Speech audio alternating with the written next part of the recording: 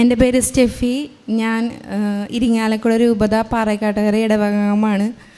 ഞാനിവിടെ എനിക്ക് പരിശുദ്ധ അമ്മ വഴി ഈശോപ്പച്ചൻ തന്ന ഒത്തിരി നന്ദി പറയാനാണ് നിൽക്കുന്നത്.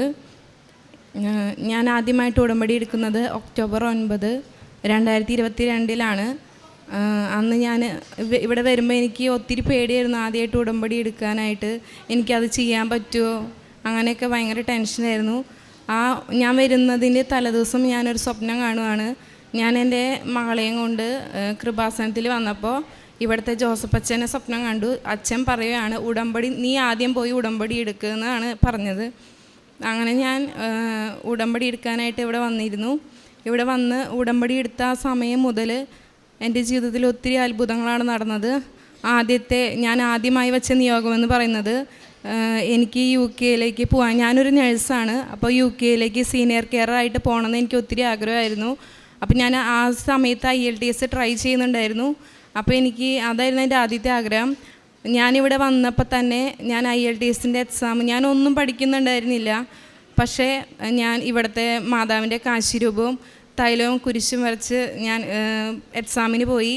അങ്ങനെ എക്സാമിന് എനിക്ക് ആ UKVA സീനിയർ കെയറിന് വേണ്ട സ്കോർ എനിക്ക് ലഭിച്ചായിരുന്നു. അങ്ങനെ എനിക്ക് എത്രയും പെട്ടെന്ന് തന്നെ വിസ ശരിയായത് മാത്രമല്ല, എനിക്ക് ഒത്തിരി ടെൻഷനായിരുന്നു. തനിച്ച് ഞാൻ ഒരു സ്ഥലത്തേക്ക് പോലും പോയിട്ടില്ല. അപ്പോൾ ഭയങ്കര ടെൻഷനായിരുന്നു. അപ്പോൾ ഞാൻ മാതാവിനോട് ഇങ്ങനെ മനസ്സിൽ പറഞ്ഞായിരുന്നു, എനിക്ക് ആരെങ്കിലും കൂട്ട് വേണം അങ്ങോട്ട് പോകുമ്പോൾ. അപ്പോൾ എൻ്റെ ഒപ്പം ഒരു ചേച്ചി കൂടെ എനിക്ക് മാതാവ് തന്നു. ആ ചേച്ചിയും ഇതുപോലെ തന്നെ ഒത്തിരി പ്രാർത്ഥനയും കൃപാസനത്തിൽ മാതാവിൻ്റെ ഒരു മകൾ തന്നെയാണ്. അങ്ങനെ ഞങ്ങൾ അവിടെ ചെന്ന് ഒരുമിച്ച് ഞങ്ങളുടെ ജോലി കഴിഞ്ഞ് ഞങ്ങൾ ഒരുമിച്ച് പ്രാർത്ഥന ചൊല്ലലും അങ്ങനെ ഒത്തിരി നല്ലൊരു അനുഭവമായിരുന്നു. അതിനുശേഷം രണ്ടാമത്തെ എൻ്റെ നിയോഗമെന്ന് പറയുന്നത് കടബാധ്യതകളുണ്ടായിരുന്നു.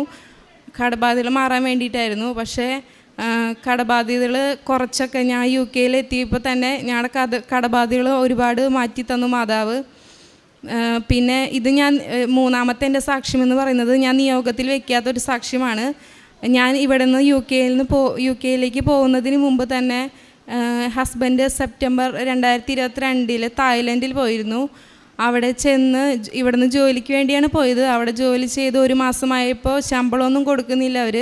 അത് കഴിഞ്ഞ് പിന്നെ ആ ഒരു സമയത്ത് എല്ലാ TV-യിലും എല്ലായിടത്തും ന്യൂസായിരുന്നു, അവിടെ ഒത്തിരി പേരെ ട്രാപ്പ് ചെയ്യാണ്, പിടിച്ചിടുകയാണെന്നൊക്കെ പറഞ്ഞിട്ട്. അപ്പോൾ നാട്ടിലേക്ക് വരാൻ പറ്റില്ല, വരായാലും ഒത്തിരി മർദ്ദിക്കൽ, അങ്ങനെയൊക്കെ ഒത്തിരി പീഡനങ്ങളാണെന്നൊക്കെ പറഞ്ഞു. അപ്പോൾ ഞാൻ ഹസ്ബൻഡിനോട് പറഞ്ഞു, ഒന്നും നോക്കണ്ട ഇങ്ങോട്ട് പോരുമെന്ന് പറഞ്ഞു. അപ്പോൾ എനിക്ക് അതിന് മുന്നേ അച്ഛനെ കാണണമെന്നുണ്ടായിരുന്നു, ഹസ്ബൻഡിൻ്റെ കാര്യം പറയാനായിട്ട്. അപ്പോൾ ഞാൻ ജോസഫ് അച്ഛനെ കാണാൻ വേണ്ടി വന്നായിരുന്നു. അപ്പോൾ ഇവിടുത്തെ ബ്രദർമാർ പറഞ്ഞു, നമുക്കൊരു പ്രൂഫില്ലാണ്ട് എങ്ങനെയാണ് നമ്മൾ കാണിക്കുക, നീ നേരിട്ട് മാതാവിനോട് പറഞ്ഞിട്ട് പൊക്കോ, അവൻ എന്തായാലും ഒരു കുഴപ്പമില്ലാണ്ട് വരും എന്ന് പറഞ്ഞു. അങ്ങനെ ഞാനിവിടെ വന്ന് മാതാവിനോട് നേരിട്ട് പറഞ്ഞു, എന്നാണോ അവിടെ നിന്ന് വരുന്നത് അന്ന് തന്നെ ഇവിടെ എത്തൽ മാത്രമല്ല, എനിക്കൊരു തെളിവ് വേണം, നീയാണ് ഇവിടെ കൊണ്ടുവന്ന് എത്തിച്ചതെന്നുള്ളത് തെളിവ് വേണമെന്ന് പറഞ്ഞായിരുന്നു.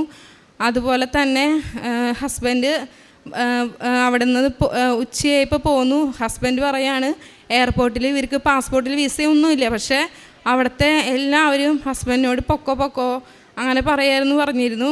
അങ്ങനെ ഹസ്ബൻഡ് അന്ന് തന്നെ വീട്ടിലെത്തി. എന്നോട് അപ്പോൾ ഒന്നും പറഞ്ഞില്ല, മാതാവിൻ്റെ കാശിരൂപം കിട്ടിയെന്നൊന്നും പറഞ്ഞിരുന്നില്ല. കുളിച്ച് കഴിഞ്ഞ് പുള്ളിക്കാരൻ വന്നപ്പോൾ ഞാൻ കാണുവാണ് കൊന്തയിൽ മാതാവിൻ്റെ ഉടമ്പടി കാശിരൂപം. അപ്പോൾ ഞാൻ ചോദിച്ചു, ഇത് എവിടെ നിന്നാണ് കിട്ടിയതെന്ന് ചോദിച്ചു. അപ്പോൾ ആൾ പറഞ്ഞു, ഇതെൻ്റെ പേഴ്സിലുണ്ടായിരുന്നു എന്ന് പറഞ്ഞു. പേഴ്സിൽ ഒരിക്കലും വെച്ചിട്ടില്ല, ഞാൻ മാത്രമാണ് ഉടമ്പടി എടുത്തിട്ടുള്ളൂ, പിന്നെ ആൾക്ക് എങ്ങനെയാണ് കിട്ടിയത്? അപ്പോൾ ഉറപ്പാണ് മാതാവ് തന്നെയാണ് കൂടെ വന്നത്. അതാണ് രണ്ടാമത്തെ സാക്ഷ്യം. പിന്നെ മൂന്നാമത്തെ സാക്ഷ്യം എന്ന് പറയുന്നത്, ഞാൻ ഇപ്പോൾ UK-യിലാണ്. ഇപ്പോൾ ഞാൻ UK-യിൽ നിന്ന് ലീവിന് ഒരാഴ്ചത്തേക്ക് വന്നതാണ്, എൻ്റെ മക്കളെ കൊണ്ടുപോകാനായിട്ട് വന്നതാണ്. അപ്പോൾ അവിടെ വീടൊക്കെ അവിടെ UK-യിലുള്ളവർക്ക് അറിയാൻ പറ്റുമായിരിക്കും, അവിടെ വീട് കിട്ടാനൊക്കെ ഭയങ്കര പാടാണ്. ഞാനിവിടെ നിന്ന് പോയിട്ട് എനിക്ക് ഉടമ്പടി കണ്ടിന്യൂ ചെയ്യാനായിട്ട് പറ്റിയായിരുന്നില്ല. കാര്യം ഞാനിവിടെ ഉടമ്പടി എടുത്ത സമയത്ത് എനിക്ക് ഭയങ്കര കാര്യം, ഉടമ്പടി നമ്മൾ എടുക്കുമ്പോൾ അതിൻ്റേതായ എല്ലാതും നമ്മൾ പാലിച്ച് പോകണം എന്നുള്ളത്. അപ്പം ഞാൻ പ്രാർത്ഥനകളെല്ലാം മുടക്കാതെ ചെല്ലുമായിരുന്നു. അച്ഛൻ്റെ ധ്യാനങ്ങൾ കാണും, സാക്ഷികൾ കാണും, പക്ഷെ ഉടമ്പടി കണ്ടിന്യൂ ചെയ്തിട്ടുണ്ടായിരുന്നില്ല. വീണ്ടും എനിക്ക് എന്താണെന്നറിയില്ല, ഈ കഴിഞ്ഞ 2023 ഒക്ടോബർ ആയപ്പോൾ എനിക്ക് എൻ്റെ മനസ്സിൽ, ഞാൻ അച്ഛൻ്റെ സാക്ഷികളിരുന്ന് കാണാറുണ്ട്, അപ്പം എനിക്കിങ്ങനെ തോന്നുകയാണ്, ഇങ്ങനെ അച്ഛനിങ്ങനെ അങ്ങനെ അച്ഛൻ്റെ ഒരു ടോക്ക് കേട്ടു അന്ന്. ഞാനന്ന് കേട്ടിരുന്നപ്പോൾ ഞാൻ മനസ്സിൽ പറഞ്ഞു, അച്ഛൻ എന്നെക്കുറിച്ച് എന്തെങ്കിലും പറയണം. ഞാനിവിടെ ഇരുന്ന് ധ്യാനം കാണുന്നുണ്ടല്ലോ, അപ്പോൾ അച്ഛൻ എന്നെക്കുറിച്ച് എന്തെങ്കിലും പറയണം. അങ്ങനെയാണ് ഞാൻ ഇപ്പം തന്നെ ഓൺലൈനിൽ ഉടമ്പടി എടുക്കാമെന്ന്. അതുപോലെ തന്നെ അച്ഛൻ ഇങ്ങനെ പറഞ്ഞു, ഒരു മകള് വിദേശത്തിരുന്ന് ഇങ്ങനെ പ്രാർത്ഥിക്കണമെന്ന് പറഞ്ഞു. എനിക്കപ്പോൾ ഭയങ്കര സന്തോഷമായി പോയി. അപ്പം തന്നെ ഒന്നും നോക്കിയില്ല, അപ്പം തന്നെ ഞാൻ ഓൺലൈനിൽ ഉടമ്പടി എടുത്തു. അതിനുശേഷം ഒത്തിരി അനുഗ്രഹങ്ങളായിരുന്നു.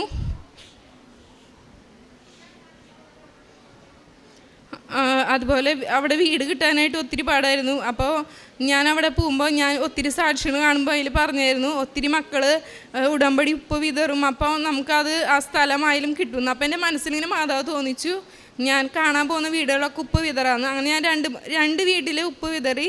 എന്നിട്ട് ഞാൻ മാതാവിനോട് പറഞ്ഞു, ഇനി എന്നെക്കൊണ്ടൊരു വീട് കാണിക്കരുതെന്ന് ഞാൻ മാതാവിനോട് പറഞ്ഞായിരുന്നു. പിന്നെ ഞാൻ ചുമ്മാ മനസ്സിലിങ്ങനെ ഹസ്ബൻഡിനോട് പറഞ്ഞു, ജനുവരി 14 മുന്നേ നമുക്ക് മാറാൻ പറ്റിയത് നന്നായിരുന്നു, വെറുതെ പറഞ്ഞാണ്. പക്ഷെ അതുപോലെ തന്നെ മാതാവ് എല്ലാം ചെയ്തു തന്നു. ജനുവരി 13 തന്നെ ഞങ്ങൾക്ക് വീട് ഞാൻ കിട്ടിയായിരുന്നു. വീട് കിട്ടാൻ തന്നെ ഞാൻ വെള്ളിയാഴ്ച എൻ്റെ മക്കൾക്ക് വിസയ്ക്ക് വേണ്ടി അപ്ലൈ ചെയ്തിട്ടുണ്ടായിരുന്നു. അപ്പോൾ വിസ വന്ന് രാവിലെ തന്നെ എനിക്ക് മെയിൽ വന്നായിരുന്നു, ഫോണിൽ വിസ വന്നു എന്ന് പറഞ്ഞിട്ട്. അപ്പോൾ എനിക്ക് ഒത്തിരി സങ്കടമായി, സന്തോഷിക്കാൻ പറ്റുന്നില്ല, കാര്യം വീട് കിട്ടിയിട്ടില്ല. പിന്നെ അങ്ങനെ മക്കളെ കൊണ്ടുവരും. അപ്പം ഞാൻ എന്താ പറയുക, ഞാനപ്പോൾ 3 ഏജൻസികളാണ് ഞാൻ കണ്ടത്. ആ 3 ഏജൻസികളെയും വിളിച്ചു.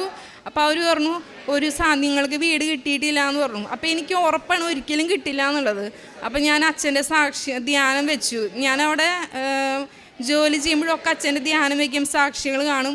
എനിക്ക് ഭയങ്കര ഇഷ്ടമാണ്. അപ്പോൾ ഞാൻ ആ ധ്യാനം വെച്ചപ്പോൾ ഞാൻ ഇങ്ങനെ മനസ്സിലിങ്ങനെ മാതാവിനോട് പറഞ്ഞു, മാതാവ് ഈ ധ്യാനം കഴിഞ്ഞതിന് മുന്നേ എനിക്കൊരു വീട് കിട്ടിയെന്ന് പറഞ്ഞിട്ട് എനിക്ക് ഉറപ്പാണ് 100% ആരും വിളിക്കില്ല എനിക്ക്. പക്ഷേ എന്നെ വിളിക്കണം, ആരെങ്കിലും എനിക്കൊരു വീട് ശരിയെന്ന് പറഞ്ഞായിരുന്നു. കറക്റ്റ് ആ ധ്യാനം കഴിയാൻ 10 മിനിറ്റുള്ള മുൻപ് തന്നെ എൻ്റെ മൊബൈലിലേക്ക് ആ ധ്യാനത്തിനിടയിൽ തന്നെ കോൾ വന്നായിരുന്നു, നിനക്കൊരു വീട് ശരിയായിട്ടെന്ന് പറഞ്ഞിട്ട്. അപ്പോൾ അത് ഞാനപ്പോൾ സത്യം പറഞ്ഞാൽ കരഞ്ഞു പോയായിരുന്നു. ഒരിക്കലും നടക്കാതെ, എനിക്കറിയ പോലും ഇല്ല ആരാണ് കണ്ടത്, ഞങ്ങൾ ആ വീട് കണ്ടിട്ട് പോലും ഇല്ലായിരുന്നു. പക്ഷെ മാതാവ് അത് നടത്തി തന്നു. അതുപോലെ തന്നെ ഒത്തിരി അനുഗ്രഹങ്ങൾ അമ്മ മാതാവ് വഴി തന്നതിന് ഒരുപാട് നന്ദി പറയുന്നു. പരിശുദ്ധ അമ്മയ്ക്കും തിരുകുമാരനും ഒത്തിരി നന്ദി പറയുന്നു. പിന്നെ പ്രേക്ഷിത പ്രവർത്തനങ്ങൾ, ഞാനിവിടെ നാട്ടിലായിരുന്നപ്പോൾ ഞാൻ ജോലിയൊന്നും പോകണ്ടായിരുന്നില്ല. അപ്പോൾ ഞാൻ രോഗി സന്ദർശനം, അതുപോലെ എന്നെ കൊണ്ട് പറ്റാവുന്നത് പാവപ്പെട്ടവർക്ക് കൊടുക്കലായിരുന്നു. പക്ഷെ ഞാൻ UK-യിലായിരുന്നപ്പോൾ നമുക്ക് പ്രേക്ഷിത പ്രവർത്തനം ചെയ്യാനായിട്ട് ഒത്തിരി പാടാണ്. അപ്പോൾ ഞാൻ എൻ്റെ അമ്മയ്ക്ക് ഞാൻ പൈസ അയച്ചു കൊടുക്കും, എന്നിട്ട് ഞാൻ ഇവിടെ പാവപ്പെട്ടവർ കൊടുക്കാൻ എന്തെങ്കിലുമൊക്കെ ചെയ്യാനായിട്ട് പറയും. അങ്ങനെയാണ് പ്രേക്ഷിത പ്രവർത്തനം ചെയ്തായിരുന്നത്. പിന്നെ UK-യിലായിരുന്നപ്പോൾ പ്രാർത്ഥന ചൊല്ലിയായിരുന്നു. പക്ഷേ എല്ലാ ദിവസവും കുർബാനയ്ക്കൊന്നും പോകാൻ പറ്റുന്നുണ്ടായിരുന്നില്ല.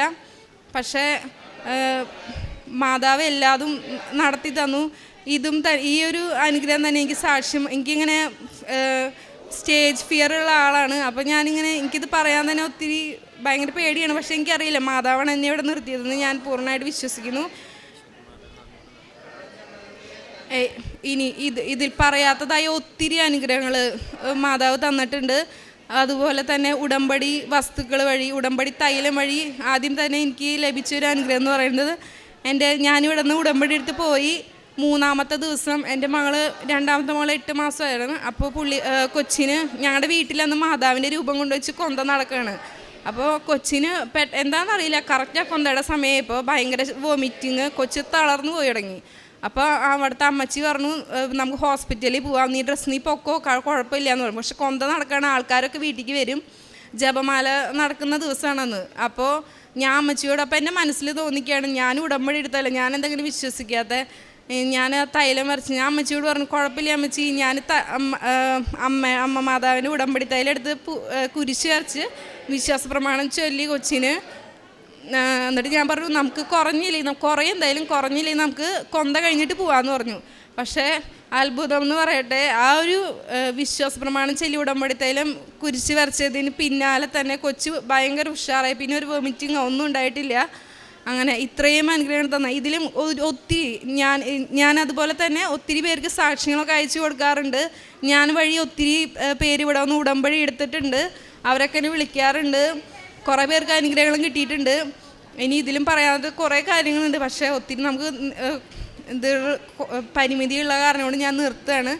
എല്ലാത്തിനും പരിശുദ്ധ അമ്മ മാതാവിനും തിരുകുമാരനും ഒരു കോടി നന്ദി പറഞ്ഞുകൊണ്ട് ഞാൻ നിർത്തുന്നു. പരിശുദ്ധ അമ്മയുടെ മധ്യസ്ഥതയിൽ ലഭിച്ച ഒരുപാട് അനുഭവങ്ങൾ ഉണ്ട് എന്ന് പറഞ്ഞ് അവസാനിപ്പിക്കുമ്പോൾ ഏറ്റവും പ്രധാനപ്പെട്ട കാര്യങ്ങളിവിടെ പറയുന്നുണ്ട്. അതിലേറ്റവും നമ്മുടെ ഈ മാതാവിൻ്റെ നിങ്ങൾ സാക്ഷ്യം കേൾക്കുമ്പം ഒരു വ്യക്തി അങ്ങനെ അങ്ങ് വെറുതെ ഒന്ന് സാക്ഷ്യം പറയത്തില്ല എന്നുള്ളൊരു കാര്യം നിങ്ങൾക്ക് എല്ലാവർക്കും അറിയാം. അവരെ എല്ലാവരും തന്നെ ഇവിടെ സാക്ഷ്യം പറയുന്നതിൽ നല്ലൊരു ശതമാനം പേരും എല്ലാവരും പഠിച്ചും ഗ്രാജുവേറ്റ്സ് ആയിട്ടുള്ളവരും പ്രൊഫഷണൽ ഫീൽഡിലുള്ളവരൊക്കെ വ്യക്തമായിട്ടൊരു കമ്മ്യൂണിക്കേഷൻ ദൈവവുമായിട്ട് അവർക്കൊരു അനുഭവം ഉണ്ടാകുമ്പോഴാണ് അത് ഒന്നോ രണ്ടോ അല്ലെങ്കിൽ അനവധിയായിട്ടുള്ള സാഹചര്യങ്ങൾ. ഇപ്പോൾ ഇതിൽ ഒരു സാക്ഷ്യത്തിൽ ഒരു കാര്യം ഈ ജീവിത പങ്കാളിയുടെ കാര്യം പറയുന്നുണ്ട്. അപ്പം ഈ മകൾ പ്രാർത്ഥിക്കുമ്പോൾ പറയുന്നുണ്ട് മാതാവാണ് ഇതിൽ ഇടപെട്ടതെങ്കിൽ മാതാവ് എനിക്കൊരു അടയാളം തരണമെന്ന് പറയുന്നുണ്ട്. അപ്പോൾ പിന്നീട് പറയുന്നുണ്ട് തിരിച്ചു വരുമ്പം ഒരു കാശിരൂപം പുള്ളിക്കാരൻ്റെ കഴുത്തിലുണ്ടായിരുന്നു. അപ്പോൾ അത് കേൾക്കുന്ന നമുക്കത് എത്രത്തോളം മനസ്സിലാകും എന്നുള്ളത് രണ്ടാമത്തെ കാര്യമാണ്. പക്ഷേ ഈ വിശ്വസിച്ച് പ്രാർത്ഥിക്കുന്നവരെ സംബന്ധിച്ചിടത്തോളം മാതാവ് ഇതിൽ ഇടപെട്ടു എന്നുള്ളതിൽ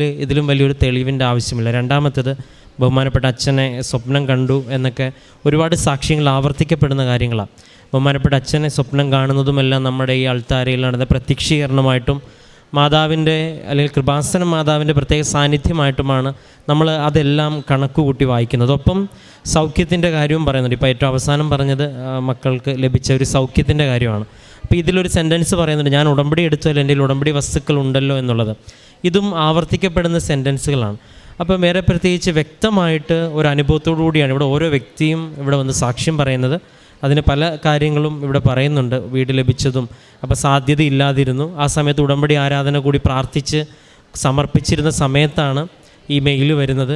അപ്പോൾ ഈ പ്രാർത്ഥിച്ചുകൊണ്ടിരിക്കുന്ന സമയത്ത് മെയിൽ വരിക, സാക്ഷ്യം കണ്ടുകൊണ്ടിരിക്കുമ്പോൾ സാഹചര്യത്തിന് മാറ്റം ഉണ്ടാകുക, ഇതൊക്കെ പ്രേയറിൽ നടക്കുന്ന കമ്മ്യൂണിക്കേഷൻസാണ്. അതുമെല്ലാം ഒരുപാട് സാക്ഷ്യങ്ങൾ ആവർത്തിച്ചിട്ടുള്ള കാര്യങ്ങളാണ്. ഏറെ ഇനി ഉടമ്പടി ജീവിതം മുന്നോട്ട് പോകുമ്പോൾ ഒരുപാട് ദൈവാനുഭവങ്ങൾ ലഭിക്കട്ടെ എന്ന് പ്രാർത്ഥിക്കുന്നു. പരിശുദ്ധമ്മയുടെ സാന്നിധ്യം അനുഭവിക്കേണ്ടവരട്ടെ. നമുക്ക് കൈകളടിച്ച് നമുക്ക് പരിശുദ്ധ അമ്മയ്ക്കും തിരുക്കുമാരനും നന്ദി പറയാം. അത്യപൂർവ ദൈവാനുഭവങ്ങൾ ഇനി നിങ്ങൾക്കും സ്വന്തം. ഈ യൂട്യൂബ് ചാനൽ ഇതുവരെ സബ്സ്ക്രൈബ് ചെയ്തിട്ടില്ലെങ്കിൽ ഇപ്പോൾ തന്നെ സബ്സ്ക്രൈബ് ചെയ്യുക. ഈ വീഡിയോ ഇപ്പോൾ തന്നെ നിങ്ങളുടെ സുഹൃത്തുക്കൾക്ക് ഷെയർ ചെയ്തുകൊണ്ട് കർത്താവിൻ്റെ പ്രേക്ഷിതരാകുക.